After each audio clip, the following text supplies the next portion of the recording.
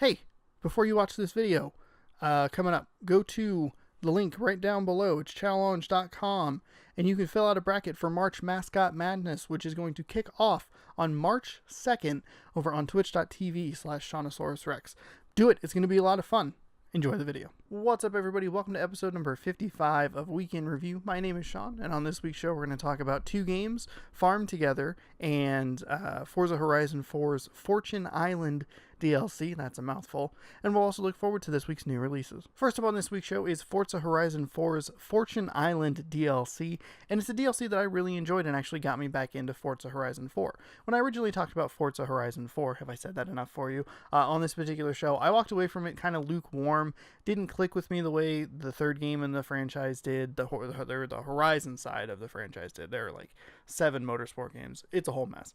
There are 2 alternating every year. Doesn't matter. I'm talking about Forza Horizon, because I've said that like 6 times, so I think you know. But just in case, just a reminder, Forza Horizon. The Fortune Island DLC has a couple of additions and a couple of tweaks to the formula that worked for me and clicked well and had me playing it for almost as much as I played the base game when I initially played it, about 10 hours on each side of it, an initial playthrough, and the amount of time I spent in Fortune Island, and even an hour or two back on the mainland after I completed Fortune Island, because I was like, man, I want to go find these barn finds. I kind of want to achievement hunt a little bit and knock some of that stuff out.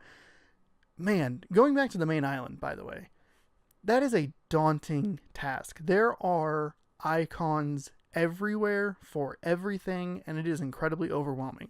And I think that kind of, I didn't really think about it when I was playing it, but when I went back, looked at the main map, went, holy crap, that's a lot of icons, and then looked back at the Fortune Island area, because it's a separate place off the mainland. You go to like a specific spot, and then it takes you to Fortune Island, similar to the Forza Horizon 3 DLC that was Blizzard Mountain, and the Hot Wheels DLC, which is great. The Hot Wheels DLC is one of my favorite DLCs ever. It's a pretty bite-sized piece of content, which is really, really nice.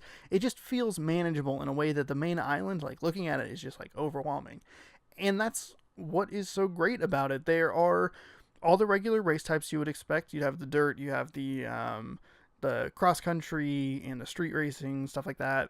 You have the danger signs, the speed traps, the speed zones, a new style of event called Trailblazer, which is basically a point A to point B race that kind of varies. You can only go so far, like left to right, but it doesn't give you a set path. Like, it's up to you to trailblaze your way through it. It also, that one comes with a very, very difficult achievement regarding a 3-wheeled car that is impossible to keep straight and infuriating to attain, so I gave up on that. The trailblazing activities are really interesting, and they're a nice new thing to add into the game. I wasn't expecting that. The other new thing that this game adds, or this piece of DLC adds, I should say, are treasure hunts, and it basically boils down to, it's almost like a Sea of Thieves kind of weird thing, where it gives you a clue, and you have to decipher what it is. It's typically taking a specific type of car and then doing either a speed trap, a speed zone, a trailblazer, or a danger sign with it, and getting either 1, 2, or 3 stars on it, at which point it will unlock a picture of where an actual treasure chest is,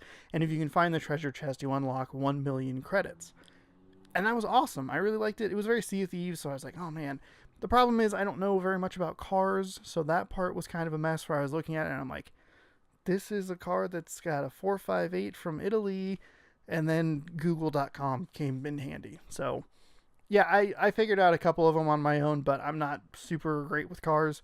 So I looked up the answer, but it didn't take away from the fun of trying to find the treasure chest, even if I think one of them is in kind of a garbage location. The 10th treasure chest is in a super weird spot that's hard to get to, and you have to hit like a specific jump, and it just, none of the other ones were like that, so it felt frustrating and out of place. So that would be like my criticism of it. This game does correct one thing that I thought that the base game kind of missed, and that was an overall like leveling up sort of thing. I talked about, again, in the initial review, I should say, I talked about how in Forza Horizon 3 it was a constant build to upgrade your festival sites, and that was kind of the thing that kept me coming back. And even though this game has a bunch of smaller things that you can rank up, like you can rank up your dirt series racing, or you can rank up your cross country or your drift zones, stuff like that individually, that's doing a lot of the same thing over and over and over again to get one thing leveled up. Whereas in Forza Horizon 3, you can do a variety of different stuff. So it's like, I'm going to do a series of races, work towards an overall goal. I'm going to do some danger signs, work towards an overall goal. The Fortune Island DLC has 10 overall rounds that you're trying to get through. So it's like, earn whatever influence, a couple thousand influence, to get to the next round, to round 2, 3, 4, all the way up to 10. And what happens is when you get to a new round, it gives you a new clue going back to the treasure hunt, and then you can do those. So it feels like it flows better. It feels like I was looking at it and I'm like, I have like half an hour or 45 minutes. Can I get enough influence to get to the next round, to get to a new riddle? It just felt like I was in the flow of the game a little bit more instead of when I was playing the base game, where I kind of felt overwhelmed and like lost for direction because I was like, I don't really know what I want to do. I kind of wish I had like a big main goal, like anything. It's what clicks with me. Another big plus of this DLC is that any progress you make in those smaller categories, the dirt racing or the cross-country stuff, that carries over into the main game. It works with your overall rank, which is super awesome, considering that in the DLCs for Forza Horizon 3, they were separated in their own thing, and it didn't work. Like, Blizzard Island didn't work with the main game, and the Hot Wheels DLC didn't work with the main game. So you had to really focus on, I'm going to play the main Forza Horizon 3 game to try and upgrade all this stuff. It would have been nice if I could have gone into Blizzard Island and each star that you earn there is representative of a certain number of fans to help you with the main goal of Forza Horizon 3. So something that I'm really happy to see is that it feels like very cohesive and in unison. And that means that if you're probably struggling with some of the tougher danger signs or speed zones, you can hop over to this, polish those off, get those achievements, do that sort of stuff. So it's a small little touch, and I know that it would have been frustrating if it wasn't there, so I'm really, really glad it is there. This is a great piece of DLC that brought me back into the game and kept me playing after, which is what a good piece of DLC should do. I look forward to seeing what they do next. Our second game on the show this week is Farm Together, which is kind of an unexpected game because I thought I would play Kingdom Hearts 3 or try the Anthem demo, but I got a little sick on Friday and through the weekend, and so I got this game. It was actually gifted to me by a good old friend of the show, Ashley. She sent it on over. It's a lot of fun. It's a pretty basic farming simulation game. It's best enjoyed in multiplayer, and that's what I like so much about it, is it actually really encourages you to play on other people's farms. When you jump in, it's actually a pretty basic and very calm experience. You go in, you plant crops, water the crops, and then you pick them when they're done. What's interesting about it is it runs in real time. So if you plant a crop that takes 15 minutes, it takes 15 minutes. If you water it, it'll cut it down a little bit. And some of the smaller crops like lettuce and cucumber and stuff like that run through water a lot, so you're kind of constantly keeping up on that. But some of the other crops like strawberries that take a real day and a half to grow, you can cut that down a couple hours, but it doesn't take the water, it doesn't run through water quite as quickly. So you can set those down, water them, it'll knock 4 hours off or whatever the time number is. Then you run off and do something else. And that's one of the other things I like about the game. I like that it runs in real time. I like that right now my Xbox is off and it's growing crops. It's making progress. It's doing stuff. So when I turn it on, I have made progress in my farm. You level up separately, both in farms and in your player level. And my player level and farm level are about the same. I think I'm level 12 currently as a player and level 14 on the farm, and you can really use the multiplayer bonus to your advantage. What's the multiplayer bonus? Well, I started to talk about it earlier, got distracted, talked more about the game, got distracted again, forgot that I forgot to talk about the finishing part of the sentence, and now we're back. Anyway, when you're on other people's farms and you're helping out, you get a little meter, it's a little lightning bolt, and slowly as you help them, it fills up. And once it's filled up completely, if you go back to your farm, you have, I think it's 13 minutes or so. You have 13 minutes of double XP, double money, and double resources. So it really encourages you to go to other people's farms and help them. It's super awesome. As you level up your farm, you can unlock new areas, which allows you obviously to plant more crops. It unlocks more stuff for you to either plant or animals to get or buildings to build or trees to plant. And there's a lot of stuff, and it comes at a pretty constant pace. Like I was talking about with the Forza stuff, like I need that kind of that overall goal. And something that I struggle with some of the other more open games, stuff like especially like Stardew Valley, is I don't always know what to do. This game has a quest log that you can have. I think usually you only have like 2 or 3 of them at a time, but it at least pushes you in a direction of like, hey, plant 30 zucchini, plant 70 of this, plant 50 of that.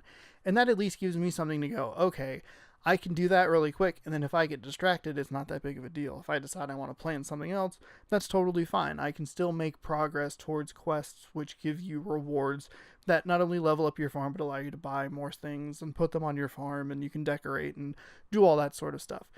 And it's a really great loop, and it's a super relaxing, very calm game. It's great to play when you're sick, or even if you're having like a bad mental day, and it's just, the music is very calming, and it's a very just, it helped. Like I wasn't feeling very well, like I was physically like not feeling super great, and it was just the nicest game to play and just like chat with someone and be like, man, I don't feel very good, I'm gonna drink like a bunch of Sprite and hopefully that'll help.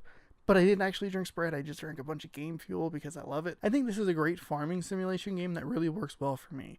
I love that you can help other people in their farms and how it encourages that by rewarding you with a power-up meter that allows you to get double experience and double money and double resources. I think that's a really great feature. I'm glad that it has a questing system to kind of push me in a certain direction and not just leave everything up to me, because I'm going to get too overwhelmed to be like, I don't know what to do. What do I plant? Freak out. And instead it's like, no, plant 30 cabbage. And I go, okay, game, thank you for your help. I appreciate it. It's a great farming sim game. If you like farming simulation games, I would give this a try and see how it works for you. If you don't like those types of games, I don't think this is going to do anything to win you over, but I'm having a great time with it. It's not something I'm going to play all the time, but it will be nice to check in every once in a while, and maybe even specifically set, like, I'm not going to be here for like a weekend. I'm going to have them plant a bunch of pumpkins, and those take 2 days, so we'll get a bunch of coins when I come back. But it's a great game, and I'm having a good time with it. Great for when you're sick or not feeling super well. Super chill and relaxing, which is exactly what I needed this weekend. Finally, on this week's show, we'll take a look at this week's new releases. In theaters, The Lego Movie 2, the second part is out. You can check out the review in last week's episode. I'm hopefully going to go see it again so I can miss the first, 5 or 10 minutes that I missed because of the seating issue that persisted for far too long, because people don't understand assigned seating. I don't know how it doesn't. It's not new. It's been around. You pay for this. Anywho, moving past that, What Men Want, the remake of What Women Want, starring Taraji P. Henson and Tracy Jordan, who I always want to call Tracy Morgan thanks to 30 Rock. That's enough of a selling point. I get it's a remake of What Women Want. I don't really care about that movie, but I like Taraji P. Henson a lot, and Tracy Morgan is great. On Blu-ray this week, The Long Dumb Road, which is a movie I saw a trailer for, never got here, is out. The Sisters Brothers, a movie I actually forgot to mention in the year in review. I don't think it would have cracked the top 10, but it should have been one of the movies that I mentioned as a great movie that I saw in the fourth quarter. It would have filled at that 5th spot. Hits Blu-ray. And then my pick for last year's best movie, Widows, is out on Blu-ray. Finally, I can't wait to watch that again. I really like that movie. I hope there's good extras on it. On the games side, Xbox Games with Gold got announced. Available from February 1st through February 15th. You have Bloodstained, Curse of the Moon, I think is what the subtitle is. I didn't write it. I just wrote Bloodstained, which I couldn't even read my own handwriting, and then just colon. Didn't finish that sentence. Didn't bother. Too much work. I think it is called Curse of the Moon, though. And that's available on Xbox One. On the 360/Xbox One, you get Assassin's Creed Rogue. And then on February 16th, the games switch out to Super Bomberman R on the Xbox One.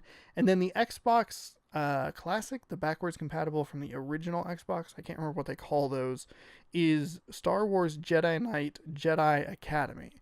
So this is the second time they've put an original Xbox game in the games with gold, the other one being Mercenaries. I think it was in December, maybe in November, which is kind of weird. So looks like that might be a thing that they do more. I don't think they've released very many additional games to that. They came out with the first batch and a few after that, but I haven't seen many announcements for that stuff. So hopefully this is a sign that they're going to bring more games to the overall service. but I kinda doubt it. Your PlayStation Plus games this month, and these are actually very good. Hitman Season 1 and For Honor are available on the PlayStation 4. Metal Gear Solid 4 and Dive Kick are available on the PlayStation 3. Dive Kick is cross-buy with the Vita, so that's one Vita game so far, 2 PlayStation 4 games, and 2 PlayStation 3 games. Gunhouse and then Rogue Aces are both on the PlayStation Vita, and those are cross-buy with PlayStation 4. So there are 4 PlayStation 4 games this month, 3 PlayStation Vita games, and 2 PlayStation 3 games. This is also the last month for PlayStation 3 and PlayStation Vita games on the service.